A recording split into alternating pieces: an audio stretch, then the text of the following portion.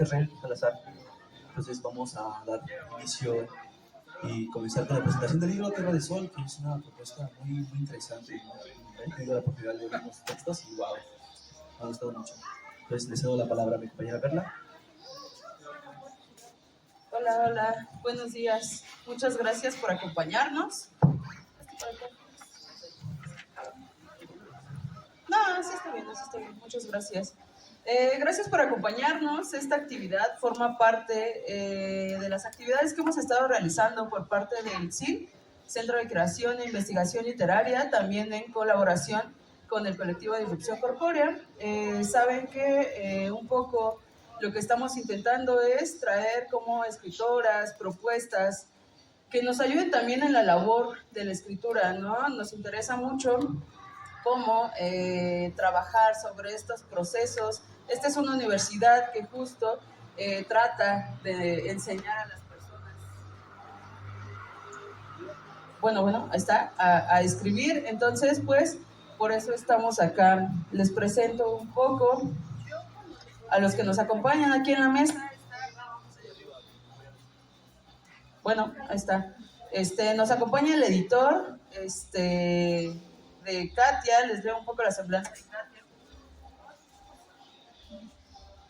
Bueno, ahí está. Katia Rejón Márquez, Ciudad del Carmen, Campeche, es periodista y escritora, maya descendiente, coordinadora de memorias de Nómada.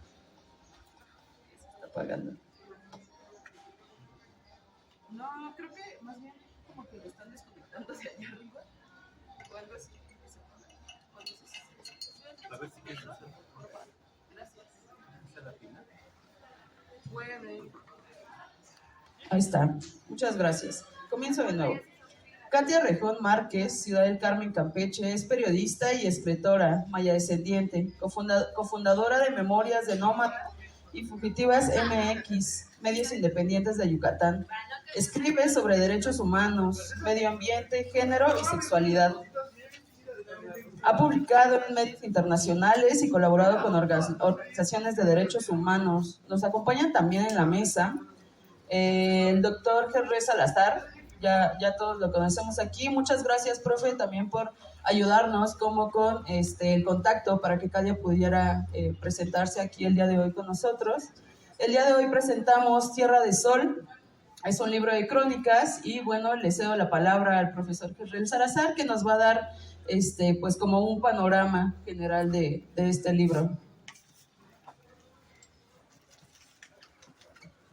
Bueno, muchas gracias. Me da mucho gusto que estamos acá presentando este texto porque es un libro que tengo la impresión de que se sale de ciertos estándares en torno a la crónica que leemos usualmente en un lugar como este, ¿no? Que es la capital y que sabemos que tiene un capital simbólico que propicia que ciertas escrituras se visibilicen más que otras. Y yo creo que este es un libro que en cierta medida nos puede permitir ver desde otro lugar y acercarnos a experiencias que desde acá son muy ajenas y que además creo que está muy bien pensado en términos de su, digamos, la unidad, ¿no?, que tiene el texto a partir de un trabajo de investigación muy arduo, ¿no?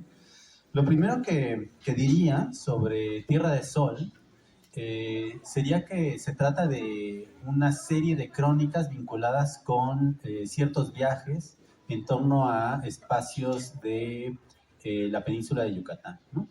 Y que va a intentar rastrear experiencias de ciertas comunidades, ciertas formas de ver el mundo que remiten a lógicas distintas respecto a otros procesos que están ahí de por medio.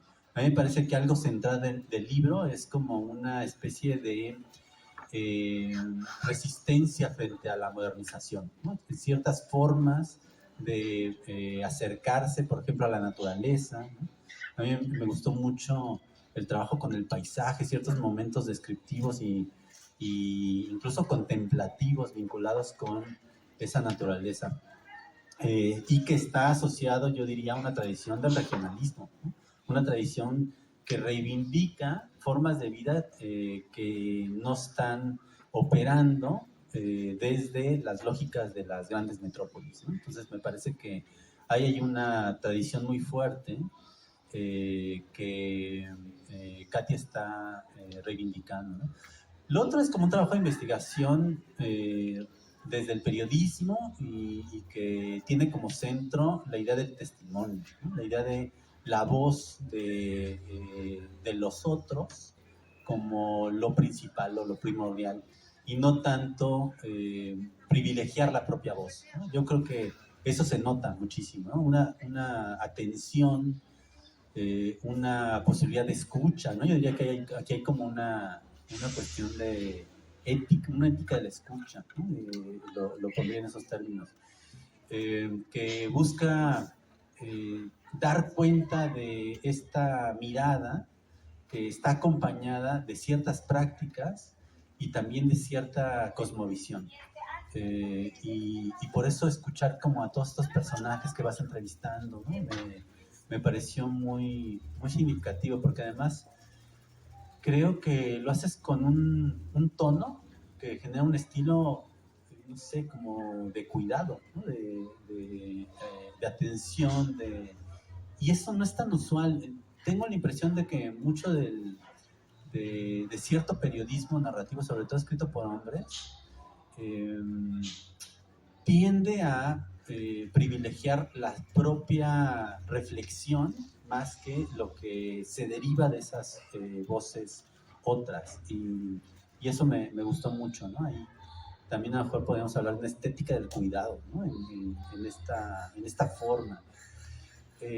Yo sentía mucho como, no solo que fluía el texto con un tono muy armonioso, sino que transmitía ternura, o sea, que transmitía ahí una sensación, no solo en cuanto a que es fácil leerlo, sino a que te dan ganas de cuidar eso que se está observando y que se está escuchando.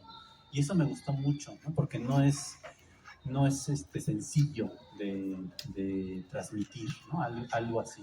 A eso es lo que me refiero, ¿no? Con esa estética del cuidado. No solo es el cuidado vinculado con una dimensión ética del periodismo, sino un cuidado con el lenguaje, con las palabras que van transmitiendo esas experiencias, ¿no? Entonces eso es algo que me importa. Lo otro, creo que es una dimensión política, ¿no? O sea, creo que el texto tiene una mirada política muy fuerte.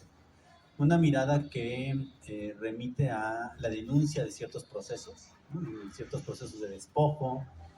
En ese sentido, se conecta con algunas formas narrativas actuales que están poniendo en el centro pues una mirada en torno al extractivismo, a las maneras en que estamos destruyendo el planeta, estas econarrativas, ¿no? Que es un término quizá muy, no sé, pedante para hablar de cómo se pone en el centro el hecho de que hay un control y una voluntad de dominio sobre otras especies y sobre ciertas realidades en función de lógicas del capital, de la acumulación y de extraer, ¿no? Beneficios y ganancias en detrimento, ¿no? En detrimento de quienes habitaron ahí y siguen habitando ahí de otro modo, ¿no? Y creo que es algo que además se está generalizando como una preocupación de las narrativas,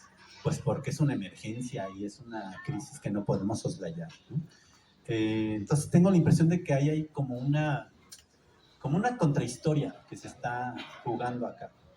Es decir, cierta manera de recuperar y poner el acento en cosas cotidianas, pero también en sujetos que están invisibilizados y que creo que es algo que suele hacer la crónica, como digamos, en términos de en México, ¿no? Al menos desde la crónica de los años 50, 60, que surge de manera muy política, ¿no?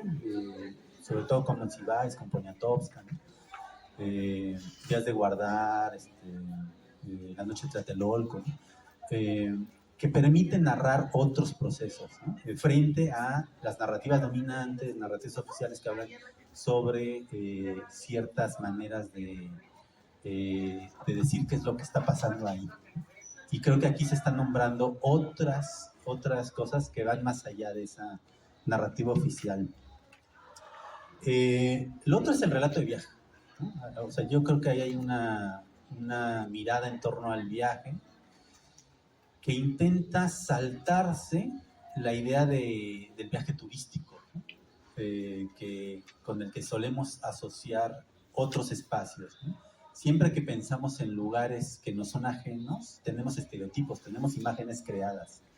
Yo creo que acá nos vamos a encontrar con una mirada que no cae en lo que solemos asociar a Mérida, Yucatán, a todo el Caribe, ¿no?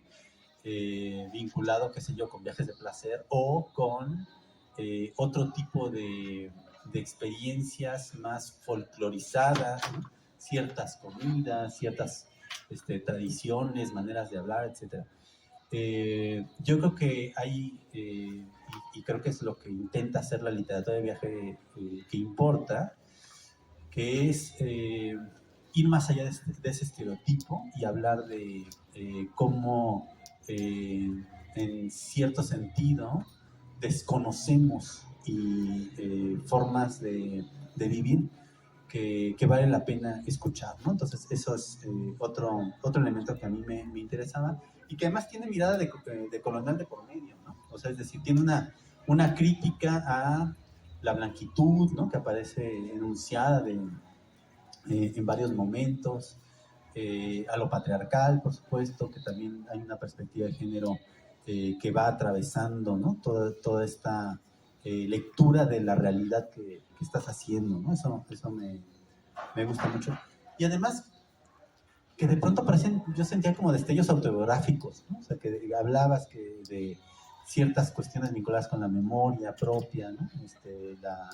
La cuestión personal, y que le daba un toque, en cierto sentido confesional, pero también como de que construyes complicidad con el lector, ¿no? O sea, como que nos sentimos invitados y nos sentimos cerca, ¿no? del texto. Eso me gustaba.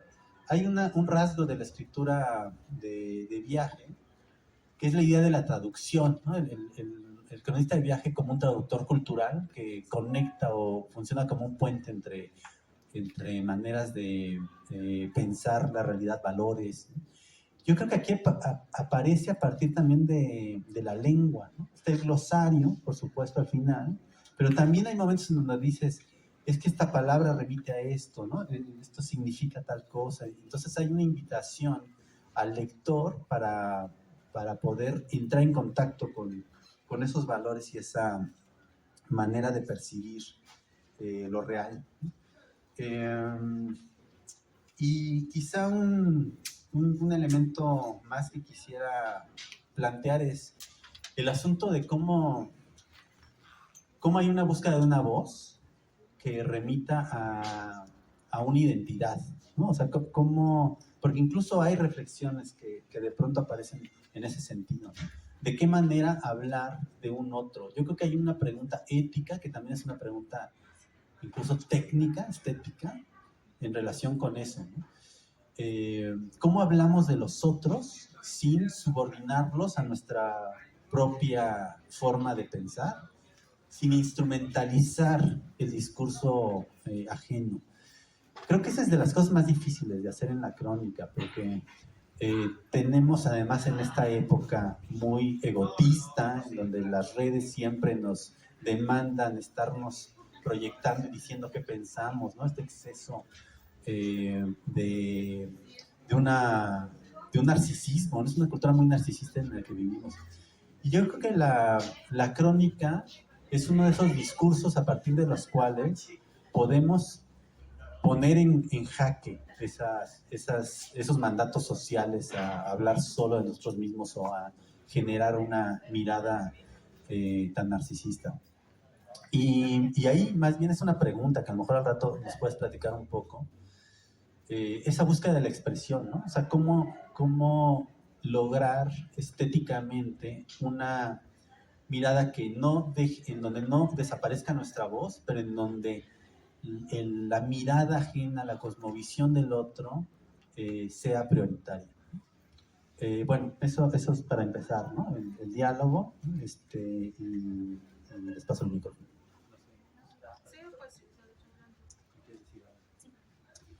Pishawelesh, Kimaki Willech, Nibolal, muchas gracias por estar aquí, mucho gusto. Pues muchas gracias por la invitación. Voy a aprovechar un poco que el público es igual de ñoño en las cuestiones literarias y escrituras para hablar sobre eso, porque en las presentaciones anteriores pues no había habido oportunidad de hablar como de estas cosas sobre la escritura. Y bueno, aprovechando también la lectura del maestro, creo que bueno, una cosa que no he tal vez como compartido tanto es que Tierra de Sol tenía una versión antes, incluso de su publicación digital en febrero, tenía una versión mucho más periodística, mucho más impersonal de las crónicas, ¿no? Y para ese tiempo, más o menos, yo estaba en Sotuta, bueno, ahora les cuento un poco sobre los lugares del libro, pero estaba en Sotuta, que es uno de los municipios de los que habla el libro, y estaba leyendo Respondona de Bell Hooks, y desde hace bastante tiempo, como en el territorio maya, yo he aprendido que esta separación de la teoría y la práctica es una cosa también como muy colonial, ¿no? Como se puede pensar que en los espacios rurales no hay teoría, o no hay pensamiento, no hay ideas, y es todo lo contrario, ¿no? Hay una convergencia de como el hueso y la carne, ¿no? La teoría y la práctica. Y desde, digamos, como desde que me encendieron ese switch en estos lugares, pues ya no o sea, para mí ya es como más difícil intentar separar lo que estoy leyendo de lo que estoy viviendo. Entonces, leer Bell Hooks, Respondona en específico, que es un libro en el que Bell Hooks hace esto de combinar el ensayo, ¿no? La teoría con la experiencia personal, y algunas otras cosas también me hizo replantearme mi acercamiento con Tierra de Sol, porque yo sentía que le estaba poniendo como un freno durante la escritura, ¿no? Como que quería decir cosas, pero decía, no sé si me pueda meter por la metodología periodística y bla, bla, bla. Y luego eso hizo que me soltara un poco más y decir, bueno, no... Otra de las cosas que he aprendido digamos, con el trabajo de la parcela y esto, es que si tienes una estructura es mucho más fácil improvisar, ¿no? Porque las cosas como las puedes planear muy bien, ¿no? Pero cuando ya estás en el terreno tienes que improvisar y te tienes que adaptar constantemente. Entonces, en este libro me salgo muchas veces del camino periodístico, como esto que les decía, ¿no? Como que sentía de repente como un freno que me ponía a mí misma, y tampoco es como tal un ensayo, y tampoco es como tal, pues relatos, obviamente pues todo es no ficción, ¿no? Pero intenté como no ponerme el corset de los géneros literarios para que tuviera que salir a lo que tuviera que salir, ¿no? Hay aquí en la parte de atrásito una lista que esta fue completamente idea de los editores de Capulín, de Ricardo Cardona, que hiciera una página donde aparecieran como los libros que cito en Tierra de Sol, los libros que leí durante el proceso de la reportería, y los libros también que leí tal vez antes de Tierra de Sol y que para mí fueron como un espacio para empezar como a sembrar, ¿no? Como para preparar el terreno de lo que fue después Tierra del Sol, ¿no? Y pues si ustedes ven, hay bastantes libros como muy académicos, pero también hay poesía, pero también hay ensayo, teoría, no sé si cuentos, pero no, creo que no, sí, también hay cuentos, ¿no? Ahí está el Popol Vuh, está el ensayo del primer gobernador de Nakukpech, de Shakshulukchem, y también hay un libro específicamente de permacultura, ¿no? Entonces, como que esto, tanto el crisol de las voces de las personas entrevistadas, como de las lecturas y de ir al terreno, como toda esta convergencia, pues es básicamente como la manera en la que se crea el libro, ¿no? No sé si estaría bien que lea a lo mejor unas páginas y la vayamos comentando. Bueno, quería leer primero la introducción. Creo que una cosa también que para mí era importante era recuperar algunas de los conocimientos que hay del pensamiento maya y de las personas mayas, pero también ser muy genuina en el sentido de que pues yo soy una persona que creció en una ciudad, ¿no? Que creció en la ciudad de Mérida, que además es una ciudad blanca, como es conocida, ¿no? Y no es por la limpieza, se conoce como ciudad blanca precisamente porque ahí vivía la gente blanca. Y vivir en esa ciudad, crecer en esa ciudad, pero tener una familia que viene de un pueblo maya, pues es una experiencia bastante interesante, ¿no? Pero eso, o sea, como que yo no pretendo y intento tener mucho cuidado con no usurpar una identidad que no me corresponde y un lugar que no me corresponde, ¿no? Como una persona que creció en la ciudad, que a pesar de tener como muchas cosas que para mí son fundamentales en mi vida, en la vida que quiero vivir, en la vida que he vivido y en la vida de mi familia, pues también sé que son cosas diferentes, ¿no? Entonces, bueno, voy a leer un poco la presentación del libro que tiene de título, también gracias a los editores que todo lo pusieron en orden, se llama Una carta de amor a Yucatán. Este libro está hecho con vientos de huracán, con el olor a quema del monte yucateco y la esperanza y la historia de muchas personas. Hice 24 viajes en carretera, leí noticias, artículos académicos, posts de internet, analicé memes, me enamoré 3 veces, una de esas veces fue de una mujer de 60 años, discutí con personas, nadé sobre un chorro de agua dulce en el mar, oí horas de música y pasé semanas en mi cama escribiendo y repasando los audios de las entrevistas una y otra vez. Lo escribí bajo el concierto estridente de la luz y el calor, mientras pensaba si mi árbol de naranja agria sobreviviría a la canícula y si el frente frío del invierno me iba a dar ánimos para teclear. Me dejé iluminar por todas partes. Tierra de Sol es una carta de amor a Yucatán, de esas que ya hay muchas. Hubo una vez en uno de esos viajes que un señor director de una ONG me dijo que lo que quería hacer ya estaba hecho. Tenía razón. Crónicas sobre Yucatán hay miles, escritas casi siempre por el mismo tipo de persona. Personas que no tienen que escribir para atrapar el coraje de la pérdida, sino por una pulcra inquietud intelectual.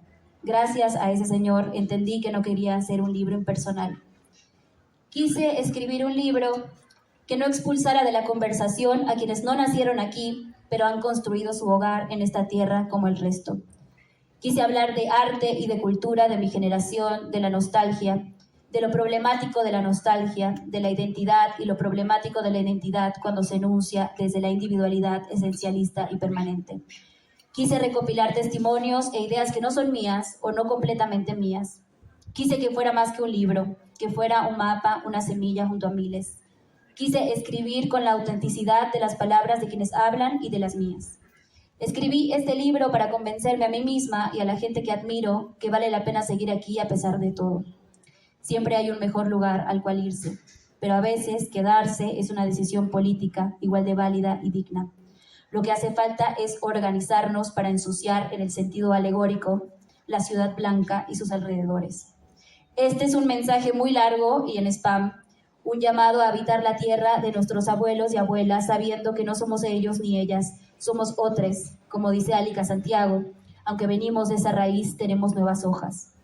Es una invitación a abandonar la vida de plantilla, la aspiración a una existencia blanca, burguesa, panista, morenista, partidista, a diseñar un futuro del que nos sintamos parte. Escribí este libro para recordarme y recordarnos que esta tierra de sol es nuestra. Y creo que aquí un poco lo que quería compartir también es que para mí escribir siempre ha sido una cosa también muy política. Pues yo no estudié literatura, yo no estudié en una escuela muy grande, de hecho tengo una carrera trunca, pero estudié en una escuela vespertina en la que me permitía trabajar en las mañanas. Trabajo desde los 16 años, escribo diarios desde que aprendí a escribir y para mí la escritura siempre ha sido como justo un camino, ¿no? Un camino que no sabes a dónde te va a llevar, pero que tiene un montón de destinos todo el tiempo, ¿no? Y creo que también una cosa que yo quería hacer con el libro era, y algo que también mencionaba Hesre, que era hablar sobre el paisaje, pero no el paisaje, pues sí, como, o sea, nombrar las cosas específicas del paisaje, ¿no? No decir animales, sino decir gaviotas pichoy, decir murciélagos, ¿no? No decir mar, sino decir suelo kárstico, ¿no? Cuevas rejolladas, cenotes, ¿no? No decir viento, sino decir, no sé, el aire del Pillano o cosas así, ¿no? Como cosas muy, muy específicas que yo no conocía y que durante este viaje también fui descubriendo un poco. Es raro, pero la idea que se tiene fuera de Mérida o fuera de Yucatán respecto a Yucatán es muy parecida a la idea que se tiene en Mérida, ¿no? Aunque estemos muy cerca, digamos, como del resto del territorio de Yucatán, también es una burbuja muy bien curada, ¿no? La gente de Mérida piensa que vivimos en la ciudad más segura del país, que todo está perfecto, que todos somos súper chill, ¿no? Y como, pues también era para mí como importante romper eso desde el lugar donde escribo, que pues sigue siendo Jo, que mejor conocido como Mérida. Y ya lo último que voy a leer es el principio del primer capítulo de Tecó. Tecó es un pueblo muy cerca de Mérida, que forma parte, o que está al principio del anillo de cenotes, que es este lugar maravilloso, hermoso, que no se ve como todas las cosas de Mérida, digo de Yucatán, que muchas cosas de Yucatán, lo más hermoso está por debajo de la tierra, ¿no? Ustedes van, no sé si han ido alguna vez a Yucatán, pero parece un territorio plano donde no pasa nada, y para mí siempre ha sido como una metáfora, como de si pasan cosas, ¿no? Nada más que no las vemos. Entonces, bueno, voy a leer este pedacito, que es con lo que inicia el libro. El lugar donde habita mi familia desde hace 3 generaciones ha sido nombrado varias veces como una de las mejores ciudades pequeñas para vivir. Mérida es una ciudad de Yucatán al sureste de México conocida por su seguridad y calidad de vida. Para mí Mérida es el árbol de Nance de mi abuelo, el olor de la época de quema. Ay, y dónde está mi karaoke favorito. Cuando estoy en otra ciudad mexicana, la gente siempre tiene algo que decir sobre Yucatán. Si son amables, hablarán de lo deliciosa que es la sopa de Lima y la belleza de sus calles pequeñas. Si están buscando un refugio, preguntarán si todavía es la ciudad más segura del país. Dirán incluso que soy afortunada de vivir en un lugar tan tranquilo. Si son cínicas, dirán que ya quisieran venir para encerrarse en un hotel y visitar las playas y los cenotes. Lo más seguro es que a todos los comentarios yo sonría mientras miro de lado y pienso que es una fantasía con demasiada publicidad. Responderé quizá que están hablando de Mérida, que Yucatán es otra cosa, que las zonas conurbadas de la capital y los sitios que se desprenden como una costra en medio de la selva tienen otros nombres, otros ritmos, otras formas de mirar la vida. Yucatán, en términos amplios, es un estado de la República Mexicana ubicado en el sureste del país que alberga a 106 municipios, los cuales en su mayoría pertenecen al territorio maya. Es una tierra que antes se llamaba Maya, donde se alzaron las pirámides de las más maravillosas del mundo, donde se inventó el cero y donde probablemente cayó el meteoro que provocó la última extinción masiva de la Tierra. Como en muchos otros estados, las personas que no son de la capital han tenido que mudarse ahí por distintas razones. Y con eso amoldarse a una ciudad que se nombra a sí misma como blanca y se compara con ciudades europeas como Florencia o Dresde. La feminista silvestre peninsular Alika Santiago dice que el primer despojo hacia el pueblo maya fue la identidad. Después vino la agroindustria, las concesiones de agua y los megaproyectos, pero la primera gota de veneno fue hacernos creer que las comunidades mayas y los espacios rurales necesitaban ayuda. Esparcieron la sensación contagiosa de que ahí no hay ideas ni creación, que no es posible florecer en el monte. El problema de la migración del campo a la ciudad es que las comunidades se van quedando solas, dice Alika. Durante un evento por el Día Mundial de la Madre Tierra, vestida de rojo sobre un escenario, la defensora pronunció las siguientes palabras a propósito de las discusiones por el megaproyecto del Tren Maya en la península de Yucatán. Y citó a Alika.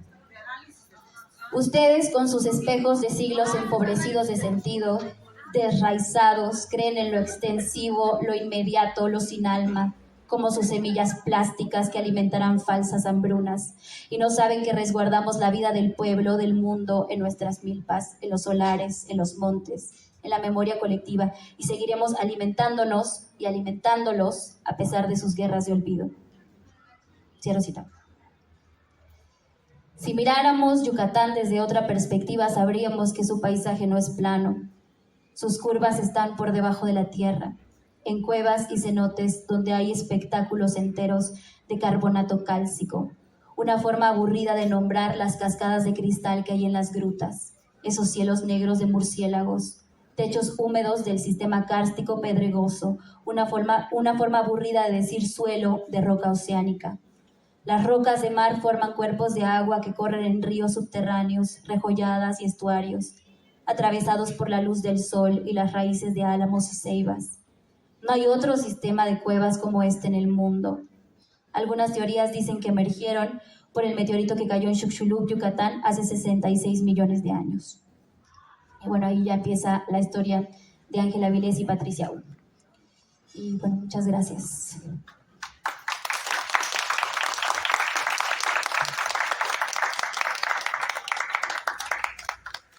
Muchas gracias por esta lectura. Quiero rescatar como algunas cosas que sentí y que mencionas ahorita, que justo creo que lo que estás haciendo en el libro rompe con estas limitantes del género, y eso es algo que me gustó mucho, eso es algo que considero muy valioso, porque se siente de repente también como una especie de diario, y lo corroboro ahorita que lo mencionas, ¿no? Que justo lo que intentabas hacer es como explicarte de cierta manera, como ubicarte, ¿no? Subrayar algunas cosas que me parecieron muy interesantes. Por ejemplo, lo de la educación sentimental, la memoria, ¿no? Y pienso en la memoria tal cual como lo estás...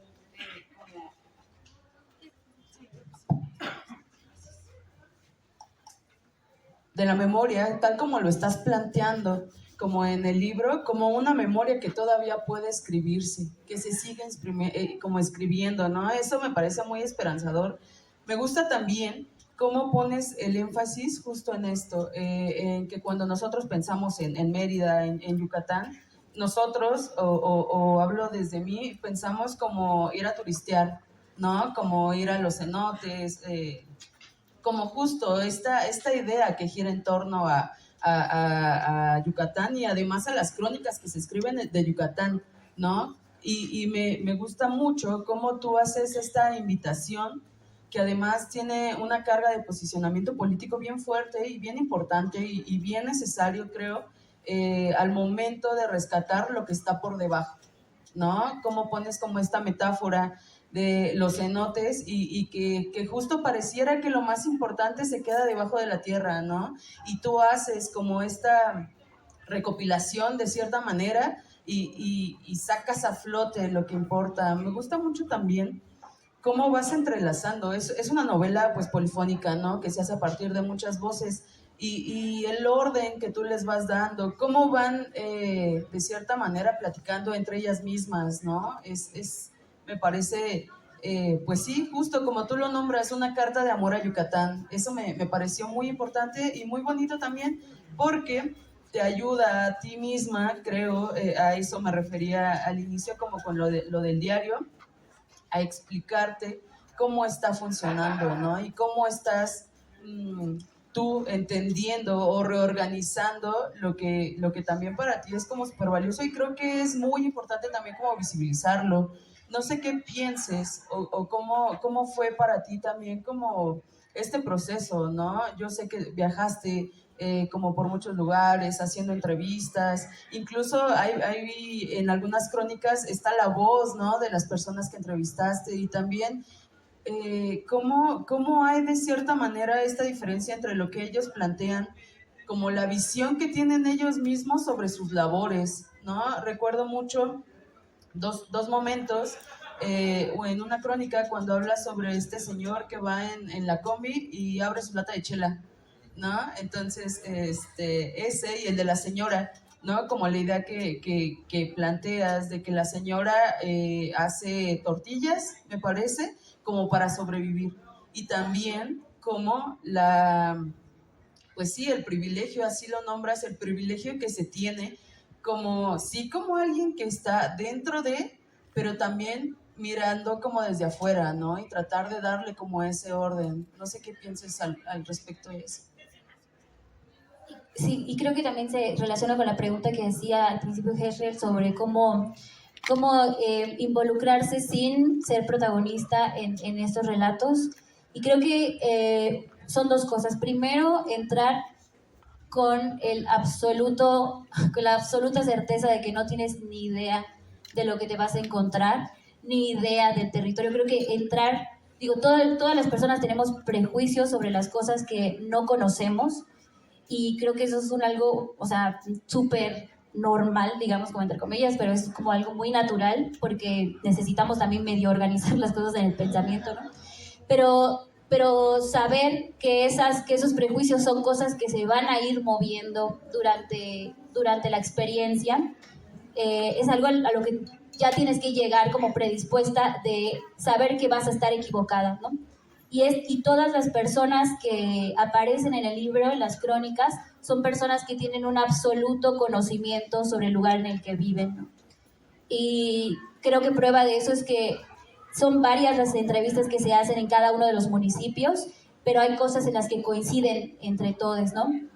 Entonces, un poco para mí el viaje no nada más es como en el momento de ir y ver el lugar, sino también como de un aprendizaje constante a través de las personas, ¿no? Las personas, y Darwin lo dice, ¿no? Darwin, uno de los protagonistas de Zilam de Bravo, lo dice: nosotros somos los protagonistas nosotros somos los traductores de la reserva, ¿no? Ayudamos a explicar cada una de sus partes, porque no puedes cuidar algo que no conoces, ¿no? Entonces, una cosa en la que, o sea, como, digamos, como mi papel que asumí dentro del libro es de ir como una persona que no sabe nada sobre el lugar en el que vive y que va aprendiendo de las personas con las que conversa, ¿no? Y digamos como la parte personal, honesta, son las reflexiones que se detonan a partir de ese aprendizaje que al final de cuentas extraigo de otras personas, ¿no?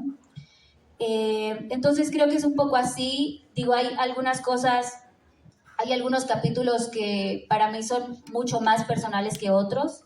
Por ejemplo, está el capítulo de Jocabá. El capítulo de Jocabá no era parte del libro cuando hice como la selección de los municipios. Iba a ir a Chaxinquín, que es otro municipio de Yucatán. Y elegí Jocabá porque durante la escritura del libro se me ocurrió preguntarle a mi papá, oye papá, ¿y nosotros como de dónde venimos? ¿No? Porque yo sabía que su familia se mudó a Mérida más o menos como en los años 20, pero no siempre vivimos allá, o no siempre se vivió allá, ¿no?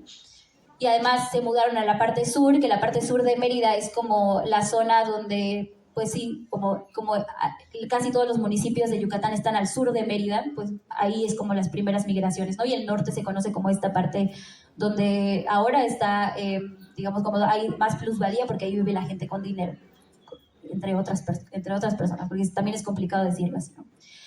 Y él me dijo que mi abuela había nacido en Jocabá y que él cuando era niño y era adolescente iba a Jocabá, al pueblo. Y para mí fue una cosa tan como, como si te presentaran una parte de ti que no sabías que tenías, ¿no? Y fue muy fuerte porque además yo había trabajado, Jocabá es parte del anillo de cenotes y yo llevaba 2 años trabajando en esa zona. Entonces fue como, ok, este lugar al que he ido un montón de veces, de los que he escrito y he investigado, ahora resulta que también mi familia viene de allá y que mi papá tiene recuerdos vivos de ahí, ¿no? Y todo ese capítulo, por ejemplo, es el viaje que tuve con mi papá, y le dije, pues vamos a buscar a tu familia. A ver, hace muchos años que no iba, o sea, llevaba como 20, 30 años, ¿no? Como 30 años, 35 años sin ir o más. Y pues era como, pues vamos, ¿no? O sea, mi papá me dijo, sí, pues está bien, pero la verdad ninguno de los dos pensaba que íbamos a encontrar a su familia, y pues, spoiler, sí las encontramos, ¿no? Y ese viaje fue un viaje también como muy al interior de Yucatán, pero también de nosotros mismos. y de conversaciones que nunca había tenido con mi padre, ¿no? Y el caso de Sotuta, por ejemplo, que es otro, que tampoco forma parte del libro, pero Sotuta es un municipio al que yo ya había ido muchas veces antes, incluso de pensar Tierra del Sol, y estuve yendo durante la reportería de Tierra del Sol porque yo trabajo o sea, porque tengo amigas y escribo muchas historias de allá, porque están haciendo cosas muy padres. Y en algún momento había muchas cosas de los otros municipios que dialogaban con las cosas que yo estaba viviendo, experimentando en Sotuta. Entonces fue como, pues es que tiene que estar Sotuta, ¿no? Sotuta para mí también es parte de mi mapa personal para entender el territorio y pues es obvio que tiene que estar, ¿no? La mayoría de las personas que entrevisto no las conocía antes, y lo conversaba con Ricardo hace un momento, en Silam de Bravo, por ejemplo, hay una parte donde, pues ya yo fui una vez, a todos los municipios regresé más de una vez, pero a Silam de Bravo yo ya he regresado como unas 15 o más veces, ¿no? Y he escrito más cosas acerca del Silam de Bravo y tengo amigues en Silam de Bravo, ¿no? Y eso también es otra cosa que creo que lo que te permite hacer este tipo de trabajos también es salirte de tus burbujas, ¿no? Nunca pensé tener un amigo pescador, por ejemplo. Tengo un amigo pescador de 60, 70 años, ¿no? Y ahora me voy con ellos, o sea, hace como 3 meses, no, como 2 meses me fui a la Ciénaga con unas 5 hombres pescadores, ¿no? Y también como te confronta también como con ciertas cosas, o sea, tienes que aprecio a personas que tal vez no tienen las mismas opiniones políticas que yo. Y eso también ha sido como un aprendizaje como muy personal. Y también hay otra parte, que es una parte como mucho más humana, digamos, sobre el cuidado del que hablaba al principio Jesse, sobre el libro, y también tiene que ver con que yo necesito escribir con mucho respeto sobre el Yucatán porque yo vivo ahí. Y si llego a utilizar mal los testimonios, si llego a dejar mal parado ese lugar, pues voy a perder a mi comunidad, ¿no? Voy a perder a mis amigues, ¿no? O sea, ese lugar no es como ir, y eso es una práctica que se hace mucho en el periodismo, que vas a un lugar, extraes información y no regresas nunca, ¿no? Y ahí no tienes que arriesgar absolutamente nada. Escribir sobre tu familia, sobre tus amigues, sobre tu casa, sobre tu hogar, lo puedes arriesgar todo. Entonces eso también hace que tengas un cuidado extra sobre lo que estás diciendo y cómo lo estás diciendo. Entonces eso.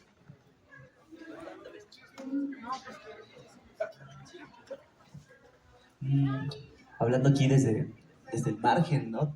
Tal cual. Me gustaría abordar varias cositas. De hecho, entonces, estaba tratando de hacer como primero una recopilación de esas cosas, pero ahora que hubo esta falla técnica, me puse a pensar, ¿no? Aquí arribita se está presentando otra cosa que tiene que ver como con la lengua francesa y cosas así, ¿no? Entonces, no sé, de repente la espacialidad es muy interesante, cómo van apareciendo estas cosas. Eso me lleva a la primera de las cuestiones, que es como este mapeo personal que tú trazas, ¿no? A partir de lo que nos has contado y lo que podemos leer en tu texto. Se me hizo muy bonito, muy chido, muy... como que me sentí en casa, porque yo vengo de Oaxaca, entonces a la hora de leer tus textos sentía como una conexión, ¿no? Como con el territorio, como con la tierra, y eso me hizo experimentar cosas muy chidas. Una de ellas fue que estaba leyendo el libro con mi novia y apareció el primer epígrafe, que era una canción de... ¿quién era? De la muchacha, sí, yo no sabía quién era, entonces ella puso la canción y lo disfruté mucho, me hizo sentir como muy ameno, como muy incitado a la lectura también, ¿no? Y ya para caer en lo que quiero hablar, en realidad es... me gusta mucho lo que haces con tu obra, que es la descentralización de la palabra, ¿no? Justo esta parte desde que planteas en el prólogo de decir, pues sí, ya hizo alguien más, cosas así, pero ¿sabes qué? Yo me voy a rifar el tiro y no lo voy a hacer así, ¿no? Yo también sé que hay más alternativas, ¿no? Y eso me gustó muchísimo, así un posicionamiento, pum, y dije, claro, sí, por ahí va el business, ¿no? Y no el business como entendido como negocio, sino como esta coloquialidad para la hora de hablar.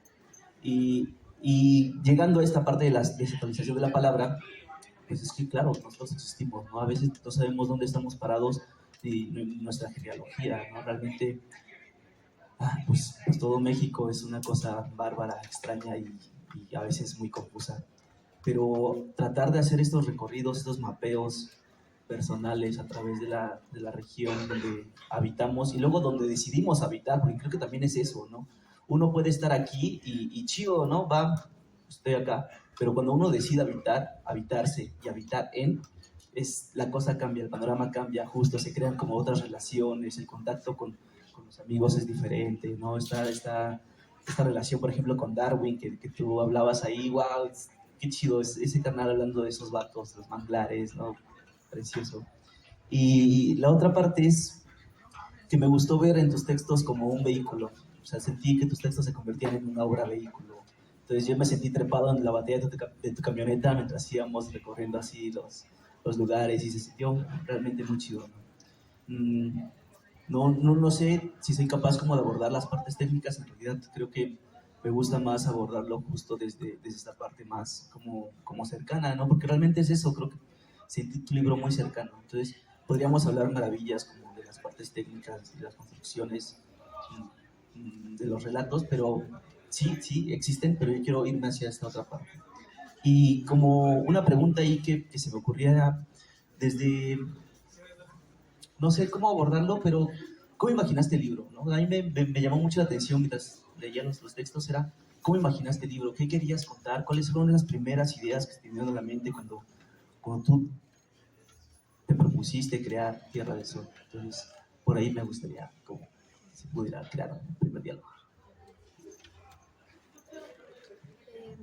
Bueno, un poco hablando de cómo nació la idea también, tendría que decir que como fue justo lejos de Mérida, yo estaba en un viaje, mi primer viaje internacional, que tenía muchas ganas de viajar a Argentina desde hace tiempo, llegó la pandemia y recuerdo que primero como en algún momento de la pandemia yo estaba en Mérida y sabía que no iba a poder viajar ya había ahorrado mucho, o sea, bueno, no mucho dinero, pero había ahorrado dinero para ir a Argentina y de repente se cierran todas las fronteras y yo ya me sentía como en un momento como de mucha sofocación en Mérida por muchas cosas que estaban pasando. Y recuerdo que en algún momento estaba manejando justo en la ciudad y dije, estaría padre hacer un libro de los 106 municipios de Yucatán. No, esa fue como la primera idea. Obviamente una cosa demasiado ambiciosa, ¿no? Ajá. Y yo dije, pues obviamente pues no tengo tiempo, no tengo como los recursos para hacerlo, aparte es una cosa que me va a tardar años, ¿no? Y luego en un segundo momento estaba también manejando en el periférico de Mérida y recuerdo que estaba así, lo tengo así muy clarito, era la hora de Luis Miguel en la radio y Mérida tiene unos atardeceres hermosos, entonces estaba la ciudad así todo. Y yo dije, qué raro que yo llevo viviendo aquí 20 y tantos años y nada más conozco la 42 Sur, que es el lugar de donde es la familia de mi papá, y Francisco de Montejo, que es donde yo crecí, que es la parte más o menos como el poniente, y pues donde yo vivo, que es en Chuburná y algo, ¿no? Y conozco muy pocas partes de Mérida y la ciudad está creciendo cada vez más y empecé a hacer una serie de columnas para el periódico de la Jornada Maya. Así se me ocurrió Historias para tomar el fresco, que fue como un ensayo metodológico para hacer Tierra del Sol. En Historias para tomar el fresco, lo que yo hacía era ir a una colonia de Mérida, a un barrio de Mérida, y hablar con los vecinos y hacer una historia semanal por cada columna. Hice 33 historias en total y fue como la prueba, el ensayo de ir a hacer entrevistas a personas que no tenían, o sea, no eran una noticia, ¿no? Y eso me hizo tener como muchas reflexiones sobre todo el conocimiento que tenemos todas las personas sobre un montón de cosas, ¿no? O sea, en el periodismo estás muy acostumbrado a hablar con personas de a pie, digámoslo así, cuando les pasa algo horrible o cuando tienen que denunciar algo. pero no te sientas a preguntarle, oye, ¿cuál es tu recuerdo más feliz de la infancia? ¿O qué es lo que más te gusta de vivir aquí? ¿O cómo ha cambiado tu barrio en los últimos 10 años? ¿No? Como ese tipo de preguntas no tenemos el tiempo para hacerlas, y las personas como que siempre había como yo empecé a sentir que también, y me lo topé al principio, que las personas eran así como de que, ¿y qué quieres? O sea, y como, ¿por qué me estás preguntando cosas, no? O sea, me parece que había una rotura, un rompimiento entre los periodistas y las personas que me interesaba como explorar, ¿no? Y recuerdo que la primera columna, una de las primeras que hice fue de un barrio que fue el primer fraccionamiento como de casas parecidas en Yucatán, en Mérida, perdón, y había sido como un barrio que había sido equipado por las mujeres que habitaron en esas primeras casas, ¿no? Entonces yo estaba en la iglesia y agarré a una señora que estaba saliendo, una señora así muy yucateca, y le dije, oiga señor, ¿sabe que me puede dar unos 15 minutos? Quisiera hacerle algunas preguntas sobre se llama la Colonia Alemán.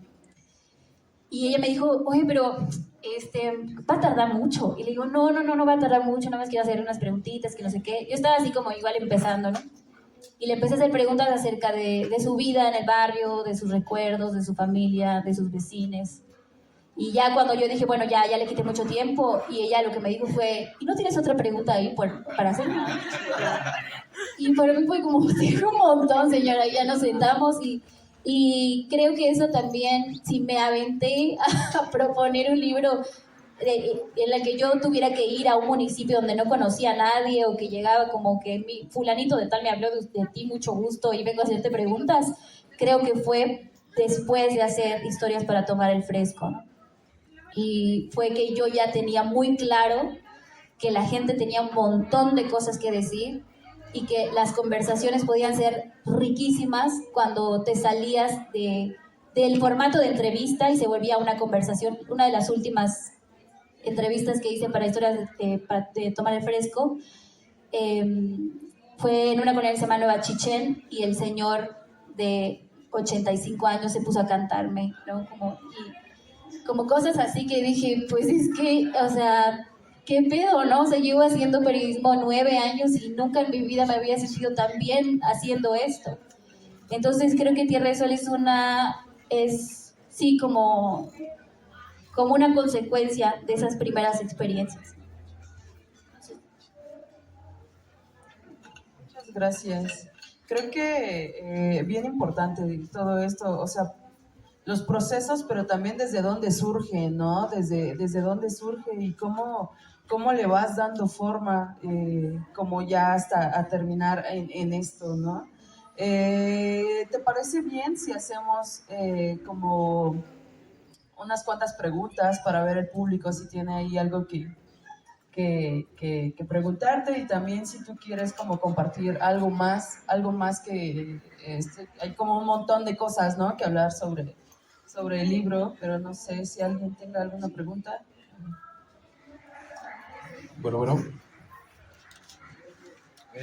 Bueno, yo realmente me gustaría aterrizar el capítulo final, la crónica final con la que acabo de hacer el libro. Creo que no sé si estaría en lo correcto decir que es para mí a lo mejor sí, ¿no? Para mí sí es la crónica que más me marcó, más me gustó, incluso hasta más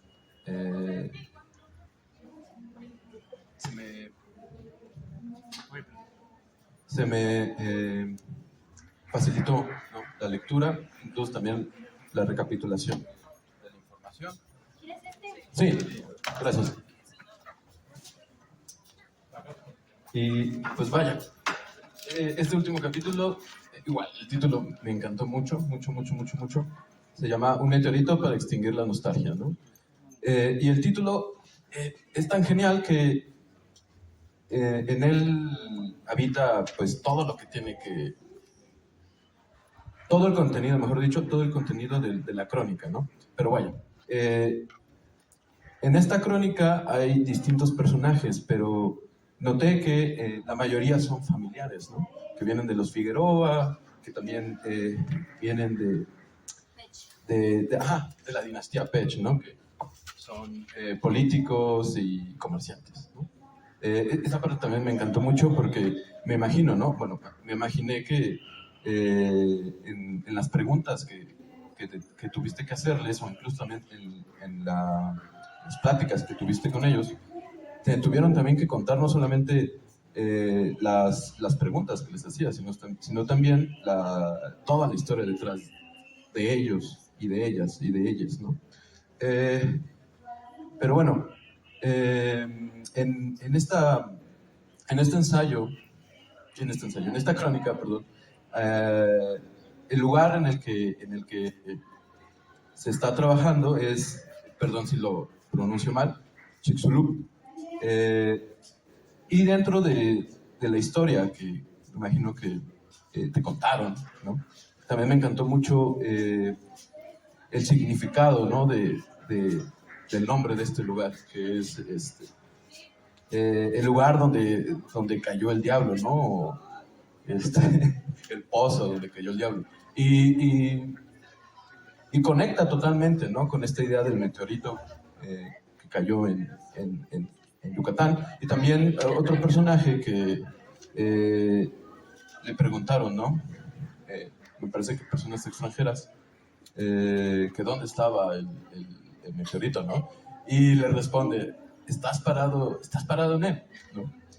Esas partes también me gustaron mucho porque conecté, se me hizo muy fácil entender, vaya, ¿no? También hablas no solamente de eso, ¿no? También de la problemática de la erosión del mar, de los rellenos sanitarios. También hay una figura retórica que me gustó muchísimo, donde mencionas que las personas ya no se meten al mar, ¿no? Hay dos personajes que mencionas que ya no se meten al mar. Una porque le picó un pez, un bagre, y le dio calentura, ¿no? Y hay otro personaje, creo que es el mismo, que se mete al mar con tacones. Con tacones, exacto. Y pues vaya, también está siento que son figuras muy alegóricas, esta imagen de tener tan cerca al mar pero no entrar, es como evidenciar el desapego que mucha gente podemos llegar a tener en nuestros lugares donde vivimos, ¿no? A lo mejor ya no vemos por la cotidianidad de nuestra vida las cosas maravillosas de donde habitamos, ¿no? Entonces también noté ese punto en el que tú querías abordar, que era rescatar, ¿no? Rescatar precisamente estos lugares comunes que sí son comunes, pero no deben de perder esta magia, ¿no? Que también me gustó mucho. Bueno, y ya para terminar, me quedo con la señora Yolanda. Ella es la señora de 60 años de la que me enamoré. Sí, justo, porque su nieto, ¿no? David Figueroa, tiene una hermana, la que tiró, y me parece que también quemó los acetatos de su papá, que significaban un pasado y obviamente tenían un peso icónico para la familia, ¿no? Incluso me puedo imaginar que también para él, porque estudió música. Entonces, pues vaya. Y retoma eso. Bueno, más bien, retomaste eso para darle una línea de enfoque que recae mucho también en el título, ¿no? El meteoro. Y haces una conexión entre estos dos, en estas dos ideas de perder los recuerdos, pero que no se pierden totalmente, porque abordas el tema de la nostalgia.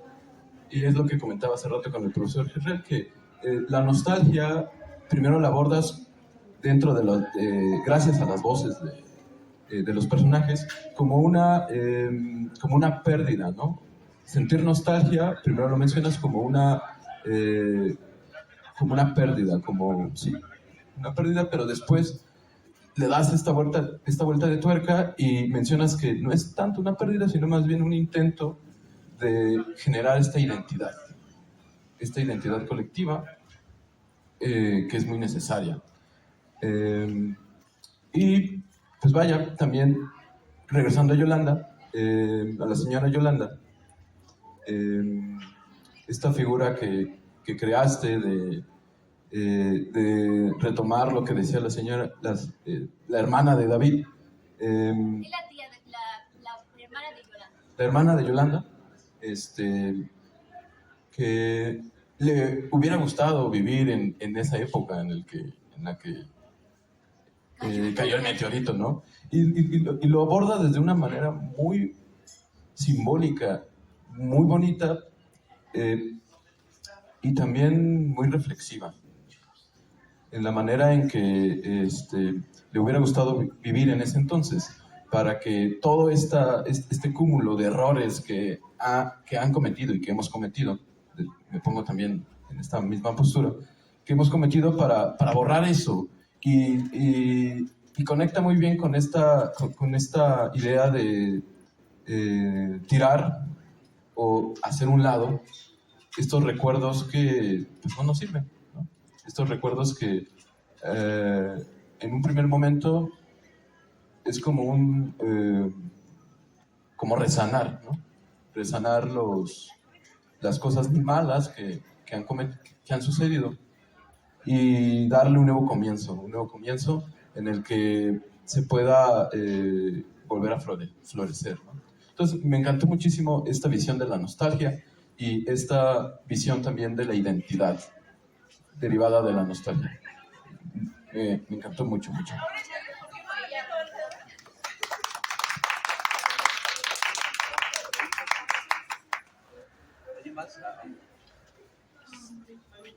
Olis, ¿se escucha? Sí.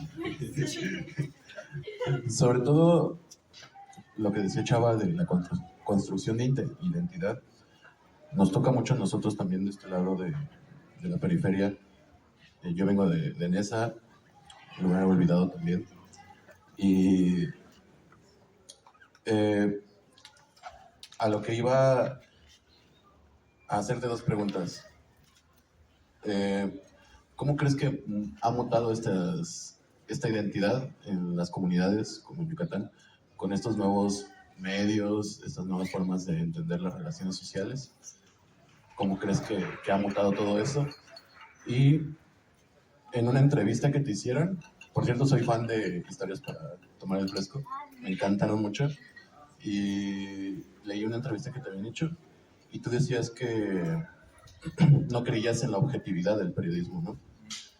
Y justo me gustaría que andaras un poquito más en eso, porque creo que los que hemos estudiado periodismo en esta carrera, lo primero que te llegan y te dicen es tienes que ser objetivo y aléjate de cualquier pretensión o de cualquier yo dentro de tu escritura, ¿no? Claro que en periodismo literario a lo mejor eso se transforma, pero justo me gustaría que hablaras más en ese.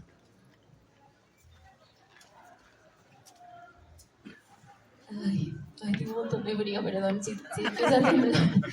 No estoy acostumbrada a temperaturas más abajo de los 30 grados. Bueno, de la primera pregunta, ¿te refieres a medios de comunicación? Sí, bueno,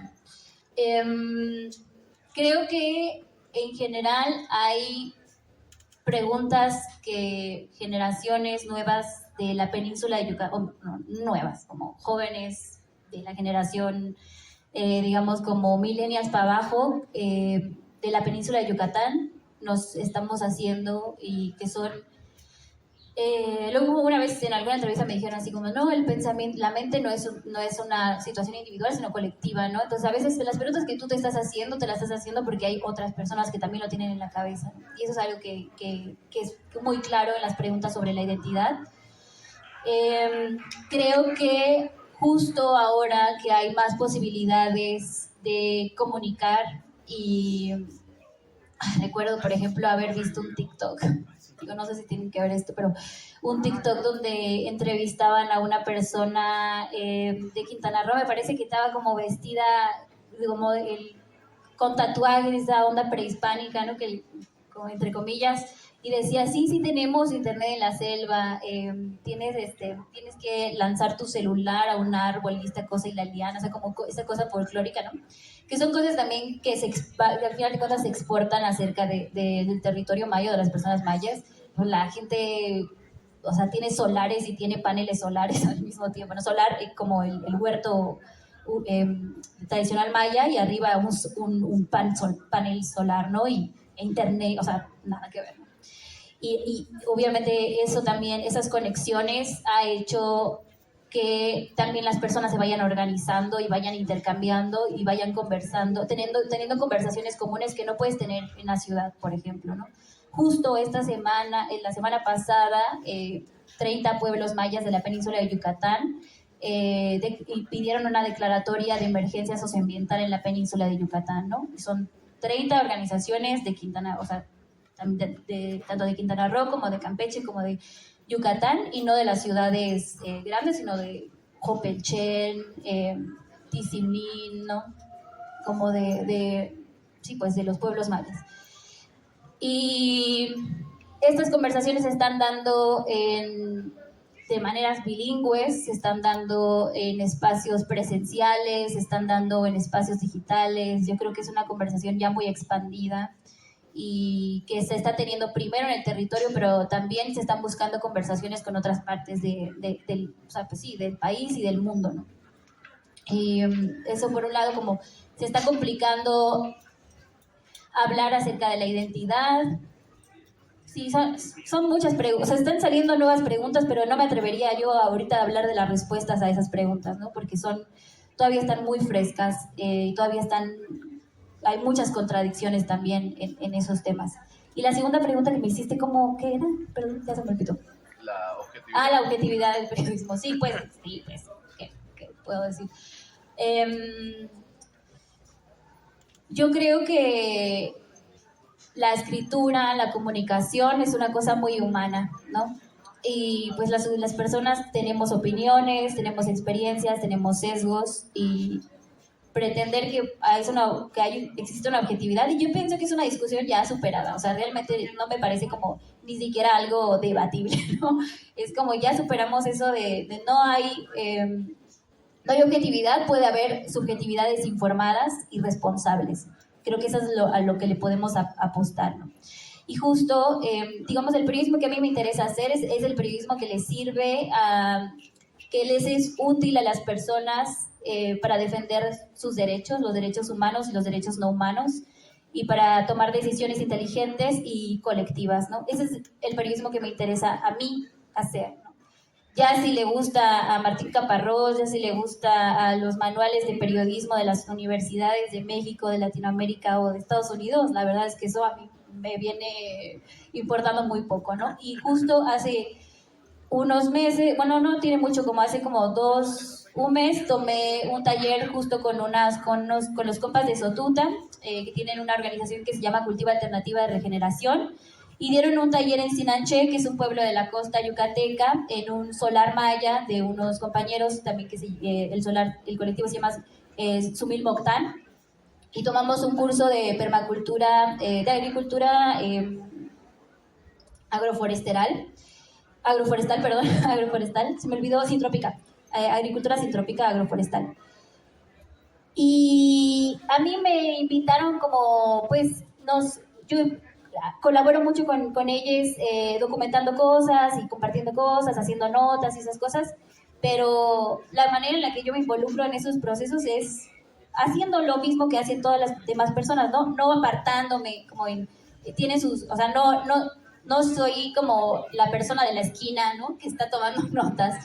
Y en las reflexiones finales lo comentábamos, como que para mí el haber conocido a estas personas y el haber conocido fundamentalmente a Daniela Musali y Arno García, que de hecho son personas de aquí, de la Ciudad de México, me ha servido mucho para reconciliarme con el periodismo como un oficio que tiene en sí mismo una metodología extractivista, ¿no? Vas a un lugar, extraes información de las personas, escribes una historia y la publicas con tu nombre. No es tan así, tengo que decir, porque a los compañeros periodistas que escriben su nombre también los matan, también les amenazan, también les acosan. No es tan sí, ¿no? Tan blanco y negro. Pero hay una cosa ahí como y digo, vivimos en la precariedad, tampoco es que nos hagamos ricos con esas historias, pero sí hay una cosa ahí como de cómo le devolvemos la información y el tiempo a las personas, ¿no? Y una de las reflexiones que hacía para mí era como todas las experiencias que he tenido con mis compas de Sotuta ha sido de vivir las cosas, explorarlas para entenderlas y después escribirlas, ¿no? Y yo les decía, es que para mí ya no es venir a tomar notas sobre cómo se hace, qué plantas deben de ir en un consorcio de plantas en una parcela, sino cuando estoy sembrándolo, cuando estoy haciéndole un nidito al pichoy en un consorcio, en la parcela de Bali y de Ángel, también estoy tomando notas, ¿no? Pero estoy tomando notas desde otro lugar. Y eso, como entenderlo de fondo para después escribirlo y para después devolverles con la mayor responsabilidad a las personas, pero también que yo pueda conectar con ellas para que también sepa cómo otras personas que no las conocen puedan conectar con ellas. O sea, para mí ahí está, pues, sí, como, no el objetivo, pero como la metodología más disciplinada, ¿no?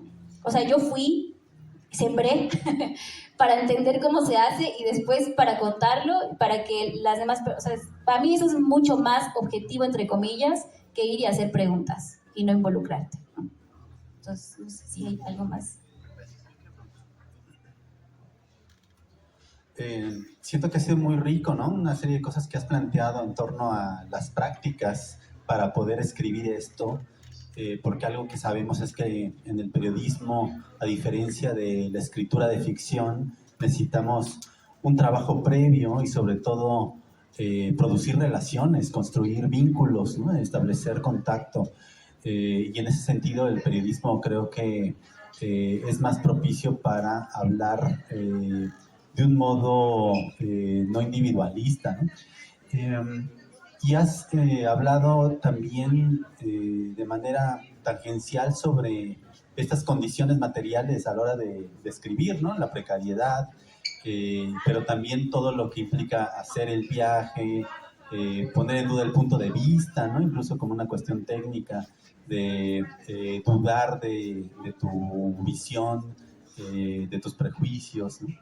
Yo te quería preguntar una cosa que se asocia a eso, y es la cuestión de escribir desde un lugar periférico, ¿no? Sobre todo lo estoy pensando en relación con los estudiantes de acá, porque también es un espacio periférico respecto a la ciudad letrada en México, respecto a otros lugares en donde uno adquiere capital simbólico y también adquiere conocimientos a la hora de escribir. Pienso en la Fundación para Letras Mexicanas, por ejemplo, o las becas del FONCA. Yo tengo una impresión, y es que muchas veces los profesores de acá como que quisieran que los estudiantes se fueran hacia el centro y que hay como una especie de disciplinamiento para normalizarlos o para llevarlos allá, ¿no? Tanto en sus formas de escritura, como en sus visiones, como en sus performance públicos y su manera de acercarse también a una cultura letrada que está plagada de cosas bastante nefastas, ¿no? Y yo te quería preguntar sobre eso, o sea, como ¿qué les dirías a los estudiantes de acá en relación con cómo posicionarse frente a a ese tipo de cuestiones. Es el lugar de enunciación.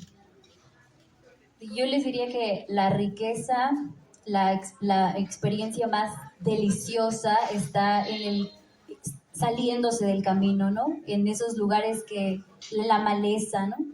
Como en las cosas que no están todavía trazadas. Creo que hay un montón ya de cosas, sí hay caminos, incluso pensando. Y yo lo reflexionaba también cuando pensaba en cómo podría salir el libro una vez escrito.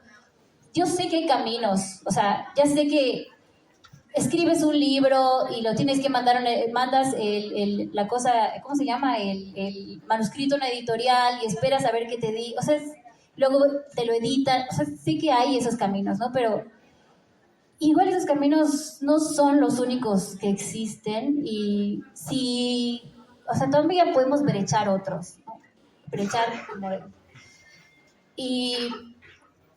Y creo que ahí yo apelaría como a lo genuino, como hacernos también preguntas de por qué hago lo que hago, o sea, de dónde viene, es porque quiero, o sea, porque si lo que queremos es convertirnos en premio Nobel o ganar un premio de la Fundación de la Letra Mexicana, pues sí, o sea, entonces ahí está, ese es el camino, ¿no?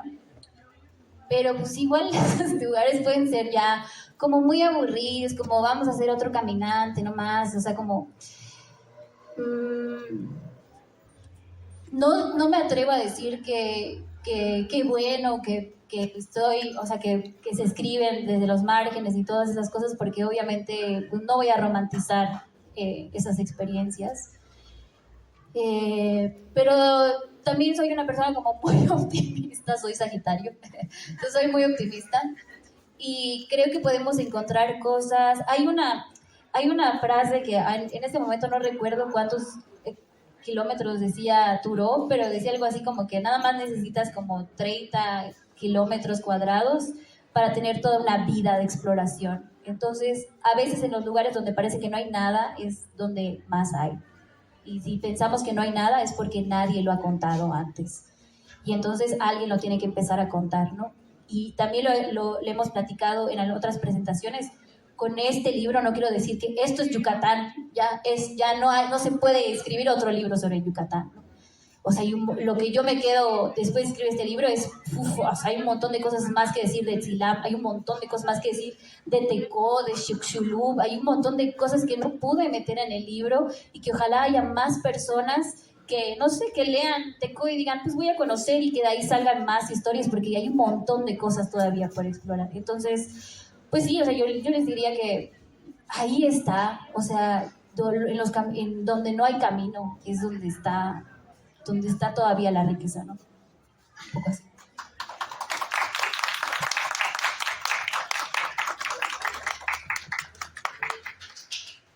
Muchas gracias. Pues creo que ya estamos un poco en tiempo. Entonces, para ir cerrando un poco, vimos que compartiste una imagen en redes. ¿Me ayudan a ponerla con las presentaciones que va a tener aquí en la ciudad para que vayan también? Claro, sí. Sí, pueden poner las otras y les voy contando qué lugares son. Ese es Tzilam de Bravo, ese es el camino hacia la reserva. La persona que se ve ahí al fondito es Darwin Sosa, que es el guardaparques de la reserva de Tzilam. Todos estos son manglares morros, como dice Darwin, porque en el huracán Gilberto, el manglar, o sea, hay una frase que dice un pescador que no está en el libro porque lo entrevisté después, que dice que el huracán Gilberto fue como si entrara un gigante a la reserva y sacara así los manglares. Entonces, estos son muy nuevos, de los últimos 20 años. Él es Darwin. Mucha gente pregunta o sea, me había dicho así que se me hizo guapo en la lectura. Pues sí, la verdad es muy guapo Darwin Sosa. Le dicen peligro, le dicen motul. Peligro, no. Sí. Así, siguiente, ya pasar, ya sé que está guapo, pero siguiente. Ese creo que no es mía. Pero pasemos a otro. Okay, esos son pescadores de Tzilam de Bravo también. Sí. Sí, hay muchas fotos de Darwin. Muchas fotos de Darwin. Ah, ok. Esta es una ilustración que hizo Neto sobre el ojo de agua de Xbuyajar. Ya ven que todos los ríos desembocan en un mar. En Yucatán no hay ríos, pero hay cenotes, que son como ríos subterráneos. Entonces hay muchas partes, sobre todo en la zona de Tzilam de Bravo, en donde hay ojos de agua. Y este en específico, Xbuyajar, es como un remolino dentro del mar. Es un remolino de agua dulce. Y expulsa 3.600 litros de agua por minuto. Entonces es una cosa hermosa. Ese es, si no me equivoco, son las calles de Tecó, el pueblo de Tecó. Ese es el agua del Xbuyajar saliendo. Ese también es Tzilam de Bravo, es un cenote. Esa es una ilustración supongo que de un buzo en un cenote. Ese también es Xbuyajar. Ese es en la cooperativa de Sayachulep, en Tzilam de Bravo, hay como esta imagen de cuando fue National Geographic a hacer un reportaje de Xbuyajar. Bueno, lo que queda, ¿no? De las fotos, sí. Ese es el mar de Tzilam de Bravo. También, creo que esa es la carpeta de Tzilam de Bravo, porque son puras de Tzilam. Son los manglares de Tzilam de Bravo. También la reserva. Esa es una ilustración del capítulo de Oshkutzcap. Ese es el mercado de Oshkutzcap. Oshkutzcap es un lugar que a mí me interesaba mucho explorar porque es conocido como la huerta de Yucatán, porque ahí hay mucho plantamiento de cítricos, pero también es el lugar donde más altas temperaturas hay. Y yo decía, ¿por qué un lugar que es tan verde tiene tan altas temperaturas? No debería ser al revés, porque la deforestación... Y la respuesta la obtuve en Sotuta, porque como son monocultivos, el monocultivo, tener un montón de una misma planta lo que hace es desgastar la tierra. Entonces, aunque lo veamos, son desiertos verdes, ¿no? Porque lo que hace es desgastar el suelo, y cuando desgastas el suelo, desgastas también el ciclo del agua, y entonces ya no hay más calor. Ese es... no sé, no me acuerdo. Eso es Xkutzcap. Este es un parque que niñas de Oshkutzcap, niñas de una primaria, recuperaron, y ellos lo pintaron y le pidieron ayuda a los albañiles del pueblo, y también ese es el proyecto que hicieron las niñas son niñas científicas que se van así a competir y todo. Sí, son muy chidas. Igual es la Casa Maya, que es parte de este parque de la Noria de sangre, ¿sí? Igual, todo eso es del parque. Esa soy yo, se supone. Porque en la parte de Oshkutzcap se habla un poco sobre esta idea de que en el sur se descansa. Y yo digo, sí, la neta sí. Y porque el descanso también es como una parte importante del ciclo de la producción en la milpa, ¿no? Lo que se conoce como el barbecho, y hay ahí algunas reflexiones sobre cómo para los antiguos era como muy importante trabajar 2 años en una parcela, en una milpa, y luego descansar la tierra durante 20 años. Entonces el valor que se le da al descanso es muy importante, ¿no? Porque es un respeto también a la tierra. Ese sigue siendo el Parque de la Noria. Ellos son Anabel y Armando. Armando es nieto de un señor que trabajó en las haciendas en la época del Enequén, y cuando llega el gobierno socialista a Yucatán y reparte tierras entre las personas que habían trabajado en las haciendas, a su abuelo le queda un terreno y él aprende de ese. Y ahí la reflexión era como, no, cuando dejamos de heredar la tierra, porque ya no hay tierra para que nos hereden, también dejamos de heredar los conocimientos sobre esa tierra, ¿no? Los conocimientos inteligentes de saber qué hacer con eso, ¿no? Porque ahora las nuevas generaciones que tienen tierras lo que hacen es venderlo, lo parcelan en el ejido y lo venden para que se construyan cosas o para que la gente vaya a tener sus casas de descanso. Entonces la gente que sí heredó tierra y conocimiento hace cosas maravillosas como un bosque de alimentos como tienen ellos ahí. Esas son la producción de ellos. Esa es la idea de los desiertos verdes de Oshkutzcap. Es Anabel mostrándome sus cebollitas. Esas son las gallinas, eso es del Parque de la Noria. Ella es Chapella Tún, no me acuerdo su nombre, pero está en el libro.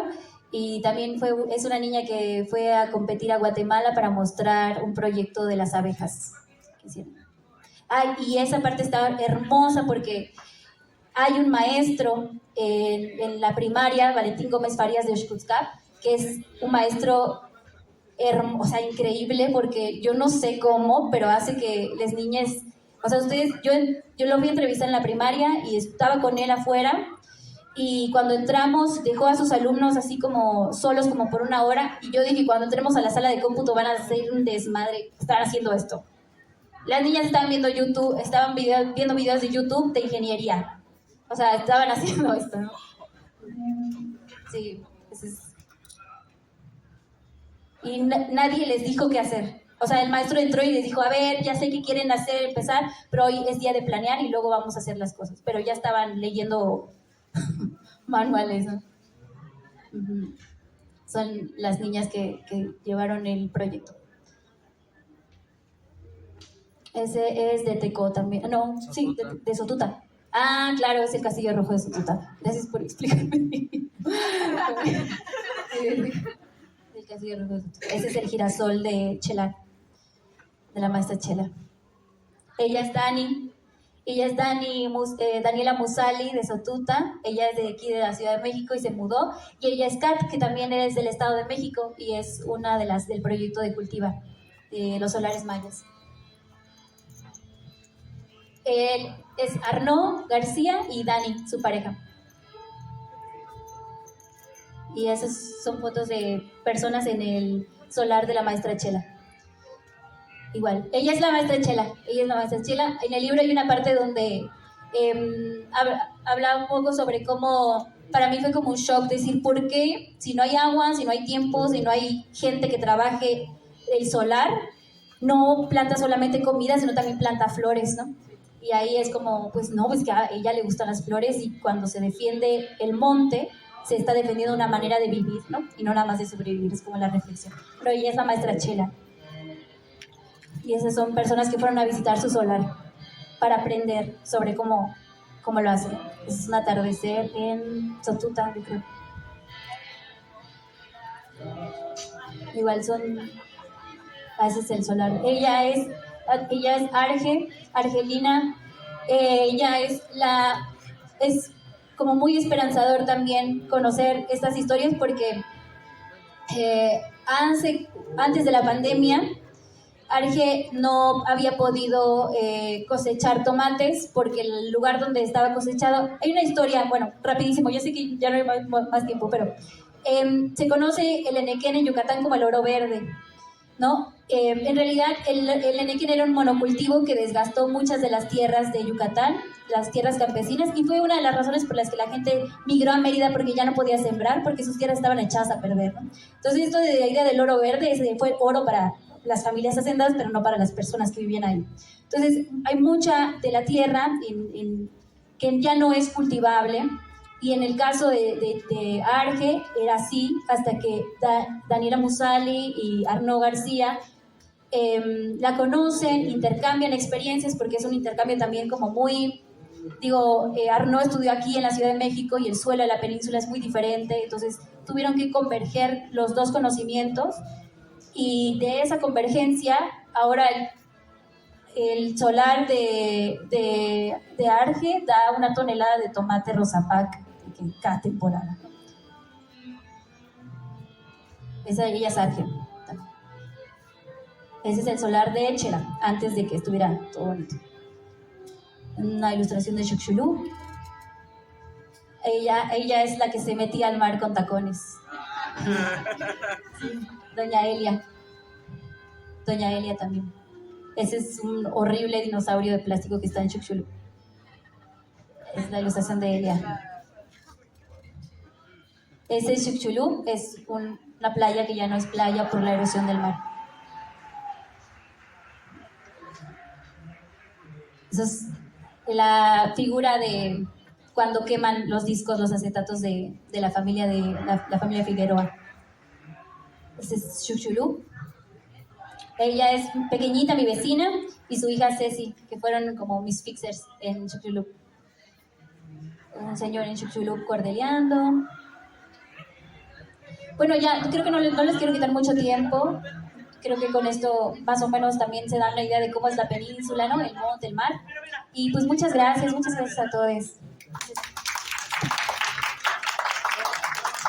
Muchas gracias, Katia. Muchas gracias por estar aquí. Muchas gracias a Ricardo de la editorial Capulín también por acompañarnos. Profe, muchas gracias también por hacer ahí el conecte. Y bueno, ahí les dejamos como la imagen. Está por ahí, a ver, búscala, porfa. Vas a tener más presentaciones aquí en la ciudad. Pues también para que te vayan a ver. Traen algunos ejemplares, me parece. No sé si los van a poner como a la venta o algo así. Sí, los ejemplares cuestan 300 pesos, es el costo normal. Aquí si a alguien le interesa, con su credencial de estudiante, por supuesto, está en 150. Vamos a dejar uno en la biblioteca. Estamos en la Feria del Zócalo, en un stand chiquito, compartiéndolo con una amiga editora de Milpalta. Stand 54, Carpa 1. Capulín Taller Editorial allá en Mérida, pues acaba de surgir. Katia es nuestra madrina, nuestra hada, entonces es nuestro primer libro, pero bueno, ya también traemos un par de publicaciones más de otra autora, poeta maya, y cositas que hacemos. Tenemos risografía, la portada de Tierra del Sol está hecha en risografía, imprimimos en casa, encuadernamos en casa, entonces son libros hechos uno por uno, también tienen su sellito de que cada libro es único, están numerados. Entonces, pues ojalá tengan chance de visitarnos en la feria. Estamos hasta el lunes, hasta el domingo que termina la feria. Katia está el sábado en la mañana, al mediodía nos vamos a Cuernavaca para platicar con un editor, Carlos Gallardo. Vamos a estar en ese museo que la verdad no conozco, en el centro de Cuernavaca.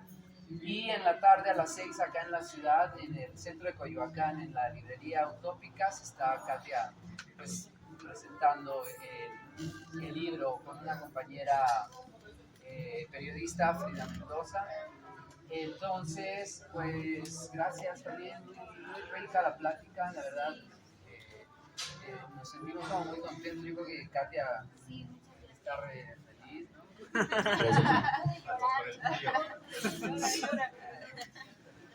No, muchas gracias, de verdad muchas gracias. Es muy enriquecedor para nosotros como estudiantes, también como bien lo dijiste, nerd de las letras y de intentar compartir cosas. Entonces, pues, muchas gracias.